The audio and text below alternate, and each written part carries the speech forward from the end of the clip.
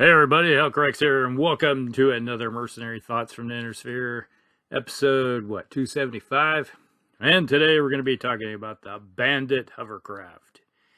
Yep, it's been around since those guys came in from the outside the periphery, and you're like, hey, who are you guys? We're called the Wolf Dragoons. Yeah, interesting. And they brought some technological advancements and specs for a certain hovercraft vehicle, which was the Bandit. And it was at Blackwell, they said, hey, could you guys make this for us? And they said, sure, we have no idea what you have for technology here. This just makes no sense. So they helped them out. So, the Bandit Hovercraft. It is a Omni vehicle. Yep, Clan Tech. Say, hey, this is the technology you need to make a Omni vehicle. Comes in at 50 tons. It is a 914. Has 10 heat sinks because it has a fusion engine in it. Yeah, nothing like having a fusion reactor to help you out. Give you those free heat sinks, 10 of them. Has 11 tons of armor for 176, which is really good. And it carries 7 tons of Omni space for weaponry and 4 tons towards infantry pod bay. Yeah, so it can carry a platoon of infantry inside. So, what's not to like about this vehicle? You can configure this thing however you like. Yeah, kind of nice. Whatever 7 tons and 10 heat sinks will give you. So, the primary configuration is the Alpha. Now let's bring it up here. It is a 3 machine guns, or not 3 machine guns, but 3 medium lasers, machine gun with a half ton of pods, or half ton of ammo. And then we have 2 SRM-2s on the front slope with a ton of ammo, totaling up towards a total of 7 tons. So it's got a little bit of everything. You got the medium lasers on board for doing some good damage up close. So you can do up to 15 in someone's face. You got a machine gun for anti-infantry work. And you also have 2 SRM-2s with that ton, which can be configured however you like. You could just go with a standard SRM-2, or you can maybe throw in Inferno ammo on board and really do a number on cooking infantry or heating up mechs. So you can hammer a mech with 3 medium lasers, get in behind them with that good speed, open up a bit of whoop on the backside, and then cook them a little bit. Yeah, so there's a good possibility. And if you're fighting in a city, hey, you could hurt vehicles, you can cook vehicles, or destroy infantry however you like, however you want to configure this thing. And with, well, typically though, with 2 SRM-2s, if you hit with both of them, odds are you might hit with 2 or 3 missiles. You know, you're at least guaranteed 2. Sometimes you're going to get 3. Just depends on if you roll an 8 or better. Sometimes you might get 4. Just, that's the odds. So, that is the primary. And that's how I kind of like about this vehicle, is that you can configure it however you want. And if you're playing the Dragoons and you really want to play the early years, their infantry are going to be running around a few of these vehicles. So it's kind of a nice little addition to the mix. I would say if you really want to play early Dragoons, pick yourself up some Bandits. All right. Now, the interesting one, configuration A. All right. This has a PPC. So you got an 18 range, 10 damage weapon system. Okay, you got 10 heat sinks, fits right in. You got 7 tons of pod space. Snap it in, it goes in the turret, and you're a happy camper. So yeah, this is when they say is used for hitting like emplacements and stuff, etc. You know, you can hammer somebody from a long distance. Use it for a long distance fire support escort for your short range primary ones. So you got something that can shoot direct fire. And 10 damage isn't something to sneeze at in the early succession wars like that. So not a bad configuration. I can easily see myself using that one and using it at a distance. Now, the only drawback is obviously with the PPC early version, you will be kind of hampered up close, but that's where your buddies with the short range stuff come in. So you try not to get yourself close, stay within that nice little range bracket with, you know, between 4 and 6, making yourself a good use of that if somebody gets in close. So you can pull back a little bit. You got mobility. Really, the only thing that's going to try to get close to you is scouts, which have the speed. You know, you're talking at that time, like a locust or something of that nature will be trying to, or a spider that will have some type of speed to actually get close to you. Typically, it's going to be like a locust or a Jenner. And let me tell you, getting hit with a PPC or 3 medium lasers really tears the armor off those early scout mechs. So they'll be, if they see a lance of these guys, yeah, odds are they're not going to be too ambitious to get too close with them. Even though most of the time, those type of mechs will have short range stuff, so they have to get close if they want to do any damage. But if you're wolf packing these things, yeah, they're not going to be too happy to get too close because they're probably going to get tore to pieces. Now, configuration B. Now, this is kind of an interesting one. Another short ranger has 2 SRM4s and an SRM2 in the one in the SRM2, SRM2 or 4s are in the turret. SRM2 is on the front slope. And then you have in the body, you got a ton of ammo each. Now, this screams to me definitely I'm carrying Infernos. I have just an SRM2. I'm going to throw Inferno ammo in that thing and let the 2 SRM4s do most of the damage output. That way, I can do some damage and try to cook people. And I also have some type of anti-infantry capability of cooking individual platoons or squads or however they got them outfitted at a decent range out to 9. You know, it's like just your typical infantry squad that may have ballistic or laser rifle or something of that nature.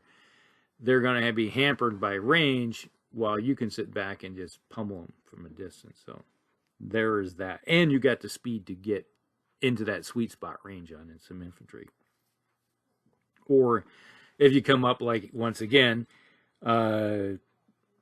working configuration A with the PPC, you could have 1 or 2 of these guys along with some primaries. And you're seeing how this would work is you got overlapping layers of fire with each other and wolf packing together.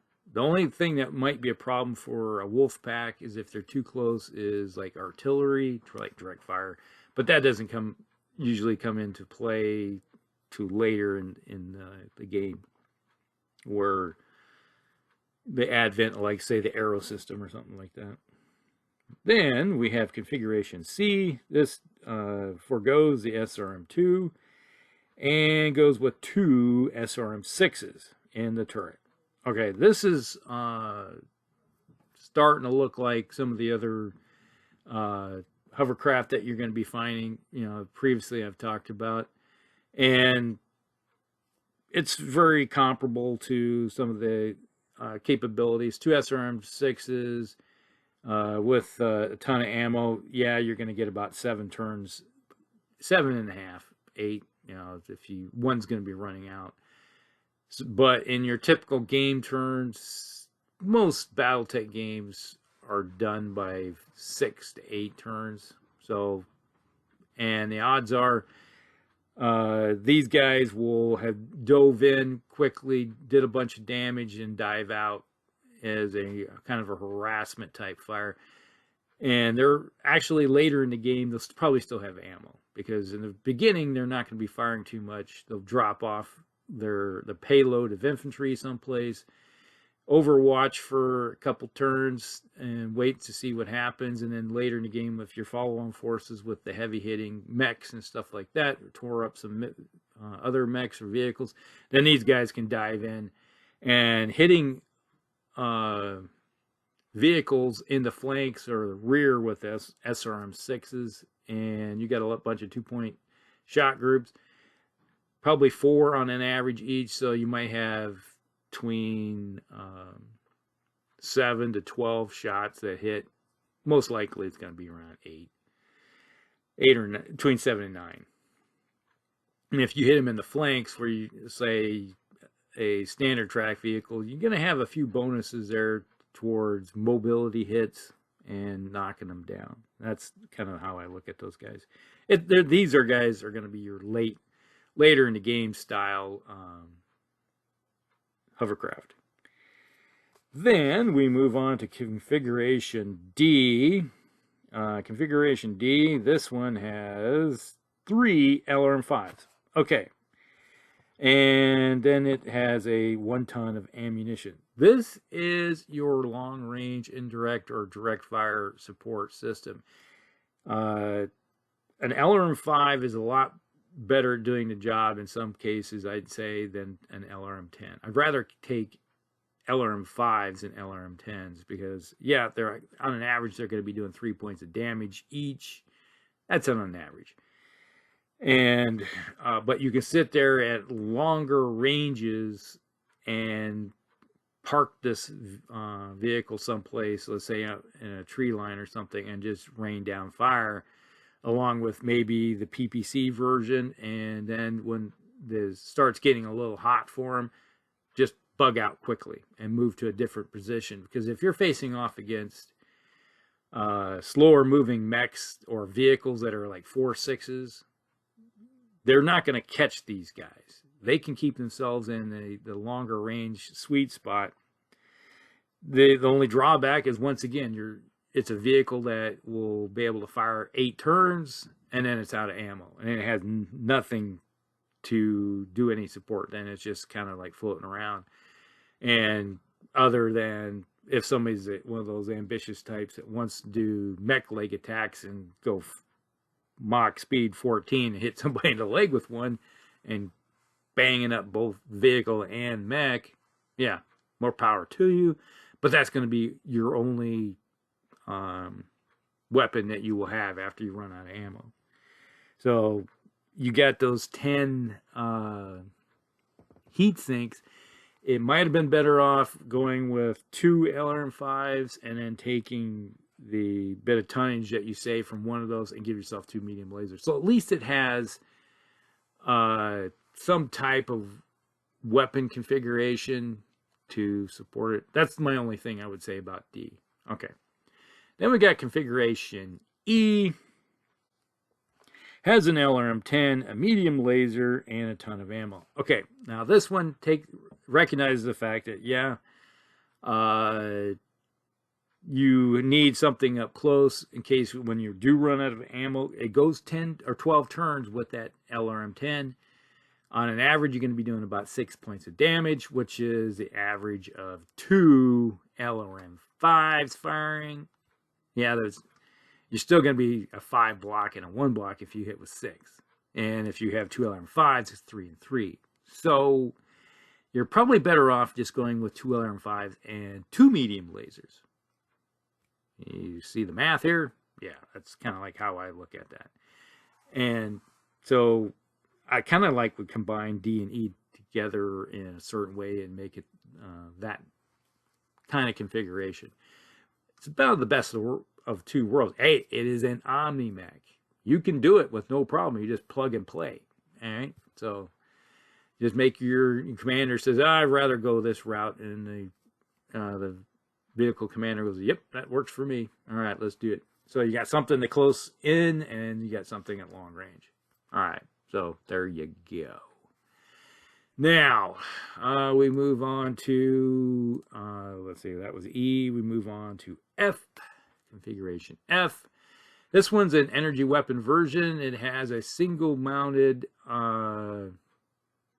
large laser and a single medium laser. That's a total of 11. Obviously, you got to have one more heatsink added on because, geez, that's 11 heat. You can only take care of 10. So, but it's not a problem. So you got a large laser and a medium laser. Now you could also go the same route of, if you wanted later on, give it a ER large laser. Obviously you're not going to have the short range stuff. You could go in the ER large laser, go out to 19. And then your 2 tons you got left will have to be heat sinks. But that's another one.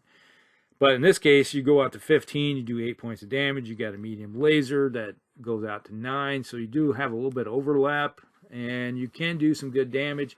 It's kind of a, let's say, a compromise between the PPC version and this, is that you have a little bit in-close protection that you don't, because you have those minimum ranges with the PPC version. And then this one, you have something in close, and you can still fire the large laser up close. So it doesn't matter. It's like you got that light mech come running up next to you, and you're going, okay, hey, here's 8 and here's 5. Enjoy. And that kind of damage against a light mech is, you're looking at what, 13 damage in some cases. That's almost 1/4 of 25% of their armor. So the odds are something might have punched in. So there. And if you're running with your lance mates, yeah, if they all configure it together, it's like, all right, you with the large weapons, this is the order of operations, how you always do this. It's like those vehicles or mechs that fire with the biggest guns go first. They tear off the most armor. Then the next biggest guns go next. And then you got the ones with the SRS or LRMs. And then you have the ones with the SRMs. So, dun dun dun. So, autocannons, PPCs, large lasers, LRMs. Then you have your SRMs. Go last. They're crit hunters. Let me tell you, you get hit with a bunch of small little crits. Yep. Your mech or vehicle will be like, oh, help me, I'm dead. So that's configuration F. Then we move on to G. This one is another one that wields only energy weapons. This one has short range punch, has 2 medium lasers in the turret and 6 small lasers in the front slope. All right, this is the guy that you see driving up right behind somebody and pointing, aiming at straight at the back of an enemy mech, and then loading on them. Yeah, so you got fired 2 medium lasers, hit with those first.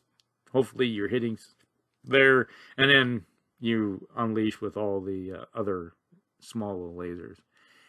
In some cases, I personally, I think it might have been better off if you go with, like, I'd rather the one with the 3 medium lasers, the primary. It's more my speed when it comes to facing off against like the G. Yeah, I get it, but you're moving into a lot more shorter range stuff. I'd rather have the little bit more range when it comes to the compared to the primary. If I had my druthers, I'd go with the primary versus the G version. Now the battle value is a little more higher with the primary compared to the this version.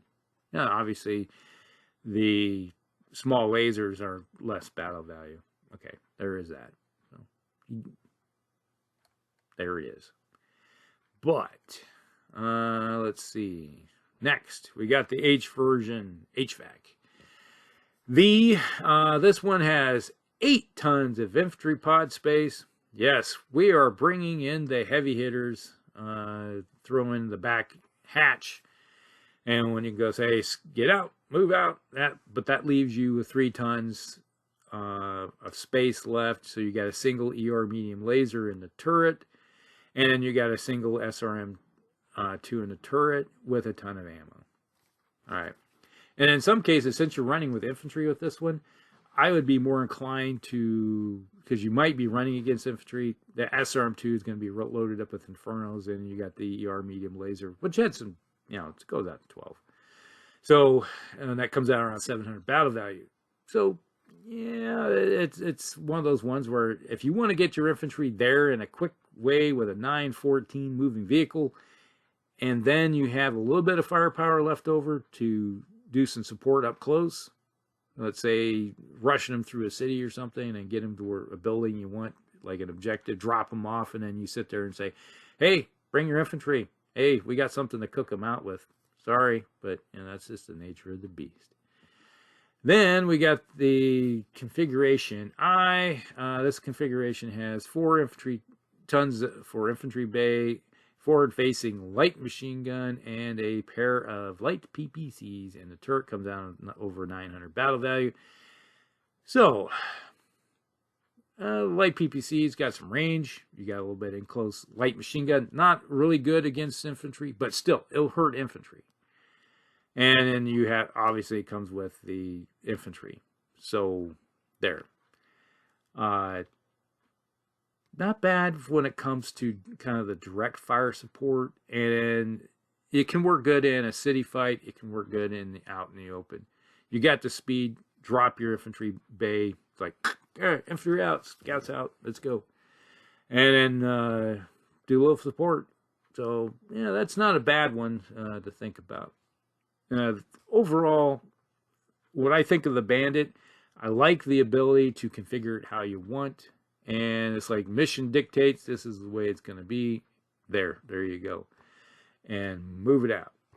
Now, just to clarify, this was a clan, early clan vehicle. So the clans do have their own version of it.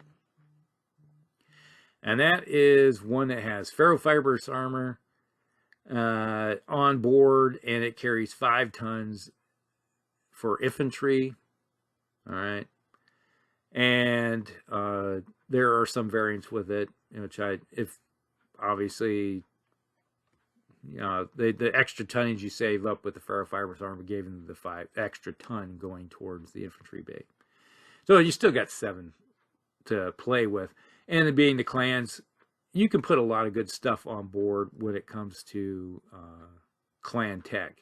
So you like a one has 2 streak 6s on board. Another configuration has a large large laser, an SRM2, and 2 SRM2s.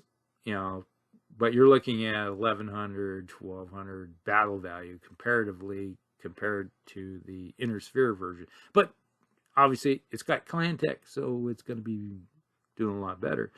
And then there's like another configuration that has 3 medium pulse lasers. Obviously, with that, you got to have a couple tons of heat sinks to go with it. So there you go. And then another one has an LBX2 and ER medium laser, and or 2 ER medium lasers, and which takes care of your heat sinks, and then the LBX2. Then they got another one with an ATM-9 on board with a couple tons of ammo. And then we got another configuration, which this one has a plasma cannon, 2 AP Gauss rifles, anti-personnel, and a Streak 2 on the front slope. So there. And then we got another version. This is more of your scout. It has an active probe, ECM, carries 4 heavy machine guns, a machine gun array, and 4 light machine guns, and then a ER medium laser. All I gotta say is, if I'm an infantry squad or a platoon and I see this thing coming, oh my god. Like, you're gonna vaporize a poor infantry squad with all those machine guns. And then we got another configuration. This one has a heavy medium laser, a streak 4, a medium pulse laser, and a targeting computer to offset the heavy laser. Hey, what's not to like? And I could easily see something like this version where if you put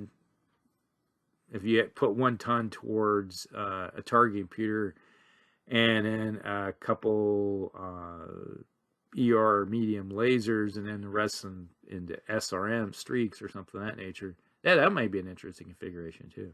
So there you go. That's a little bit of a long video, but there's a lot to cover with this one, and it's a vehicle I do like, and it needs to be outdoor more often. Probably one of those vehicles a lot of people had no clue even existed, so there you go. All right, so I hope you guys like and subscribe, share with your friends, and we'll see you in the next one. Hvac out.